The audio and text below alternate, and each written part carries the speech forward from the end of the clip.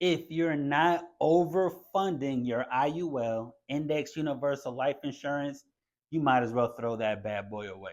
You're not using it correctly. Well, ladies and gents, just here to drop a few cents. You're here to retire with Earl, and I want to break down the IUL, Index Universal Life Insurance, and why so many people have it wrong, they're using it wrong, and they're getting screwed over. So I want to break that down because 95% of the time I sit down with clients, this always ends up being the problem with their index universal life insurances. So make sure you guys like, follow, and subscribe, and check the link in the description to schedule a consultation or to get a quote to see if this could be something that you could use.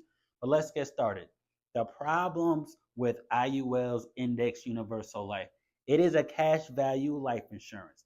Excellent product, but it's specifically designed to be overfunded, to be maxed funded. Now, what does that mean? Let me give you a hypothetical. When you have your IUL insurances, there's something called the target premium. Then you have the guideline annual premium. Okay, the target premium is your minimum. The guideline annual is the maximum that you could put in every month. So, a quick breakdown. Let's say your target premiums are $100 a month. Your guideline annual, the maximum is $1,000 a month. In between, that's a wiggle room that you have. Here's the problem, folks.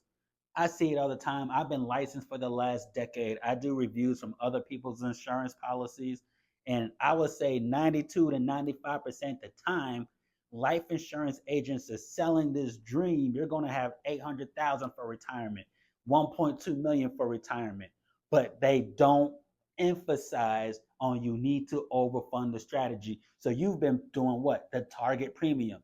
Most people are just doing that $100 a month. They're not doing that 1,000. They're doing $100 a month. Why do you see so much issues with IULs online? Because IULs are relatively new. Out of all 5 life insurances, first off, there's 5. Half of y'all don't even know that. You have whole life insurance, term life insurance, universal life insurance, variable universal life insurance, and index universal life insurance. Okay, 5 different ones, used 5 different ways. Now, IULs are the most common, as in the newest kind of permanent insurance used. It's around from the 90s, about 30 years ago. So, what do you folks think happened? Exactly what I'm talking about. 30 years ago, people in their mid 20s, their mid 30s, right? They hear about this phenomenal product, these IULs. They're sold the dream, $900,000, $1 million for retirement tax free, but they've always put in that target. They put $100 in a month for the last 25, 30 years. So, what do you think's happening 30 years later? These same clients are what? They're now 60, 65, looking to retire. Some of them never looked at those accounts, and they were expecting 8, 900,000. They're sitting at 115. What the hell happened to the account? You didn't overfund. They are designed specifically to be structured to be overfunded life insurances accounts, putting in more than that target. If you're just putting in the target, that $100 a month in this example, you're better off just getting a regular term life insurance because you're pretty much underutilizing what your index universal life insurance is supposed to be for a retirement strategy. So you need to do that. And then, side note, understand life insurance is not a investment, okay? Life insurance is not a investment. It's a reflection of the market. The money's not even in the market. Your money in the life insurance is not even inside the market unless you're using the variable, the VUL, variable universal life insurance. 99% of you guys are not because your life insurance agent has to have a specific kind of license. You have your regular life insurance license, then you have your securities license. You need to have a securities license to be able to sell that variable universal life insurance. So most of you guys don't have it, but that's the only one that's in the market. Okay, everything else is a reflection of the market, which is why you don't lose money. You always say, and that's 100% true. Your permanent insurances, you're never losing money. You're never losing any principal. You don't lose a dime because it's a reflection of what the market is doing, and then they credit you depending on each company's different strategies. Some of them will give you, like, let's say old school math. You take the 2 or 3 numbers, you put them together, and you get the average. Same thing. Get the S&P 500, get the Dow Euro, get the Hang Seng in China, 3 major markets. put them together, the average is 12% for the year, that's what you're going to get. Okay. So it's not an investment, it's a supercharged saving strategy that you could use for retirement that has life insurance as well. But back to the topic, folks, if you're not overfunding, what you should do is give yourself a structured time where you could start putting in more. Like I said in the example, $100 is the minimum, $1,000 is the maximum.